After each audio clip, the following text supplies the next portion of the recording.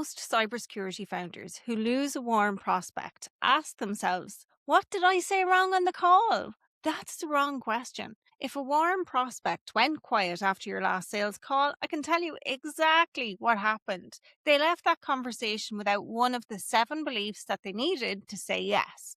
And you probably have no idea which one, and that's the whole problem. And here's the thing about the cybersecurity space right now, you're not short of problems to solve. Your clients know the threat landscape is getting worse. Like Marks and Spencer's, a trusted British institution that sells quality food, clothing, and home products, they lost 300 million in one cyber attack through a third-party vendor that nobody was watching.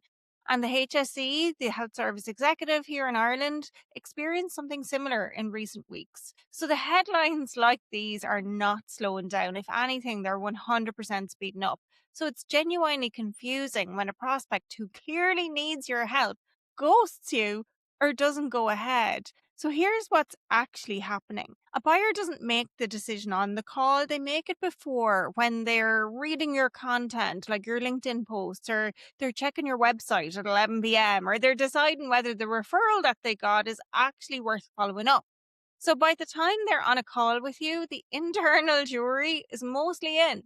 The call is confirmation 99% of the time, which means if your content, your positioning, and the visible proof that you share about your business haven't done the belief building before that call, you're literally starting from zero with somebody who should be already more than halfway decided. And you'll never know it because they'll seem engaged, they'll ask really great questions, they'll say things like, that sounds exactly like what we're looking for. That sounds exactly like what we need. And then they'll go quiet after that call because something inside them didn't settle before the call and during the call to help them actually decide that you are a safe bet.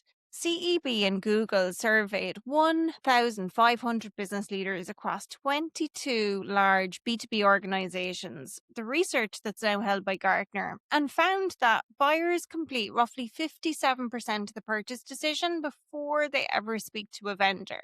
Now, that research was done in 2013, and this applies in professional services still today. But back in 2013, people were researching, imagine what they're doing now. Like, at that time, that buyers complete roughly 57% of the purchase decision process before they ever speak to a vendor. And that number is almost certainly higher now with LinkedIn searches, AI searches doing what Google search used to do. And so your prospect has already formed an opinion of you before they book that call or pick up the phone. And the founders who scale past this have built something that does the belief work before the call through their positioning and brand touch points. So by the time a prospect actually reaches out, they're already most of the way there. Now, here's a pattern I see consistently with founders. They're getting these inquiries, the calls go well, they send out their proposals, and then some of them just go quiet. And the founders never know why. They assume it's price or timing, or the prospect changed their mind or went with a competitor. But when I audit the client's content, when I look at their proposals, when I ask them and get them to talk me through their discovery process, what I find is belief gaps. Places where the buyer needed to be certain about something, and that certainty was never built or created in any of the previous potential touch points that a client had with their brand. And what happens is an uncertain brain won't go ahead and make a decision. It will wait.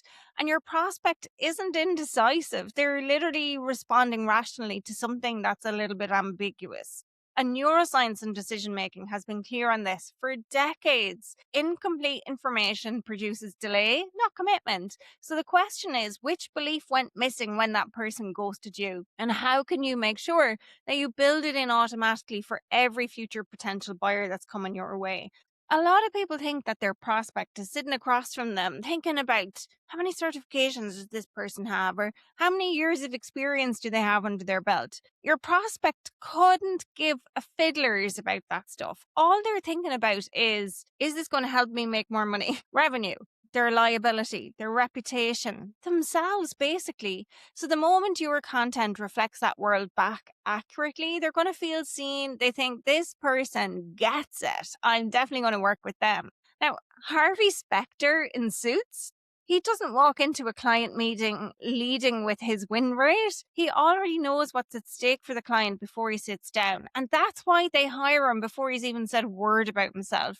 So be like Harvey Specter every time. And the plus side of this is that once you understand how to do this, you can train your team to do it too, which means you can build something that works whether you're there or not. Bonus. So I mentioned there are 7 beliefs. All of them have to land before a buyer signs anything or says yes. And here they are.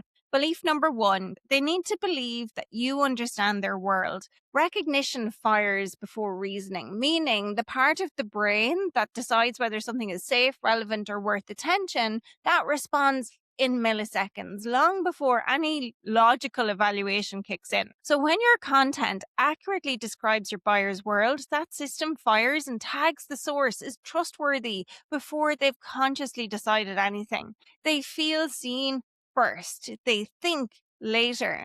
The moment your content describes what it's actually like to be them, their brain goes, yes, this person gets it. Belief 2, they need to believe the cost of doing nothing is real, and risk has to be felt, not just stated. And stories are a great way to make that happen, like sharing the M&S example I mentioned earlier. For a non-cyber client, that would land like a gut punch and way harder than any statistic, because emotionally charged information gets encoded differently into the brain.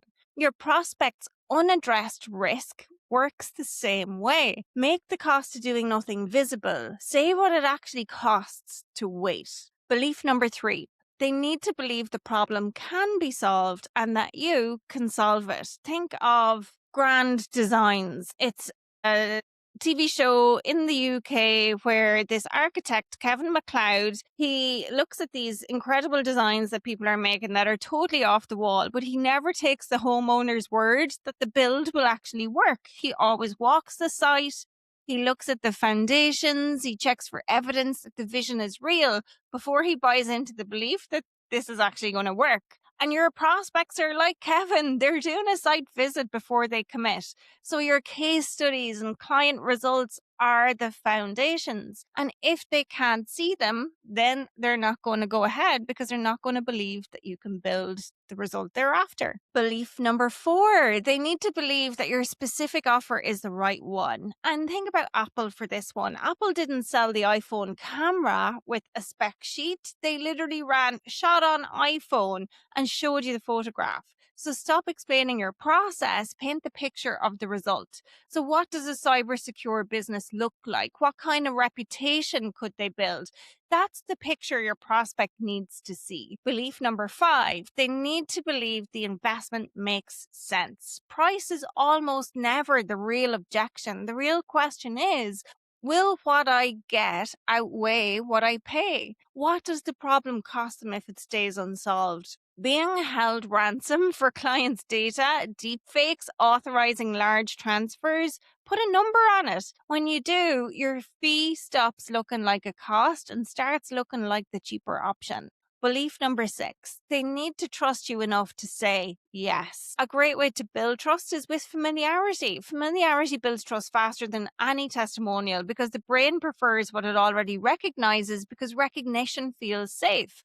So when you show up consistently and you sound the same in a LinkedIn post as you do in a discovery call, when you ditch the professional version of yourself that's slightly more careful and slightly less real, buyers feel that gap when you show up like that and it makes them a bit nervous. So just show up as you, do it consistently and help them build familiarity. Belief number 7, they need to believe now is the right time. And like AI can help an attacker breach a business's defenses in as little as 27 seconds, according to the latest research. Now, gosh, I'm recording this video a couple of days before it goes out, but by the time people are listening to it in a couple of years, that is probably going to be milliseconds. And every third-party vendor is a potential entry point. The alarm is going off right now in your prospects' heads when you say things like that. And a lot of founders strip that urgency out of their content because they're uncomfortable with using fear, uncertainty, and doubt. And I get it. So what ends up happening is if you don't speak to fear, uncertainty, and doubt, buyers put you on a list for a project in the next quarter or the quarter after that. So be honest about what waiting actually costs and ground the urgency in what's genuinely real. And that message will reach buyers whether you're on the call or not. And the reality is there's no business too big or too small that doesn't need you right now protecting them. Everyone is vulnerable. Make sure you communicate that, because in my honest opinion, not doing so makes you negligent. All 7 of these beliefs have to land. Miss one and the sale dies. Here's how it plays out in practice. A prospect can trust you completely and still ghost you because they haven't felt the cost of inaction. They can believe the problem is real and still wait because the outcome picture that you painted wasn't vivid enough for them to really see it. They can be ready to buy and still put you on a list for Q4 or, Q3 of next year because nothing made them feel right now it's urgent. Every proposal that goes quiet has a belief missing somewhere in that chain. And here's what most founders don't see. The belief that went missing wasn't necessarily lost on the call. It may never have been built in any of the touch points in the first instance.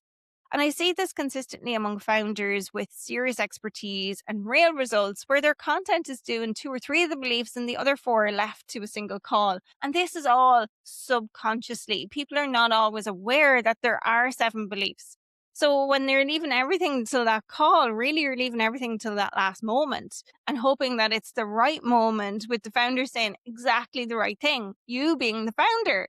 And when that happens, yes, it converts. When it doesn't, the belief gap stays open and that sale disappears. 2 places I see cybersecurity founders lose the sale after the belief framework is clear. And the first is adding more proof when that's not what's actually missing.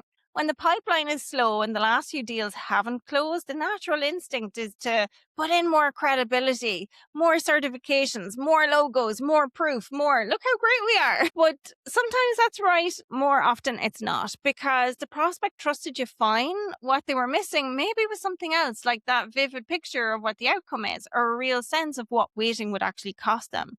More proof doesn't fix a missing picture.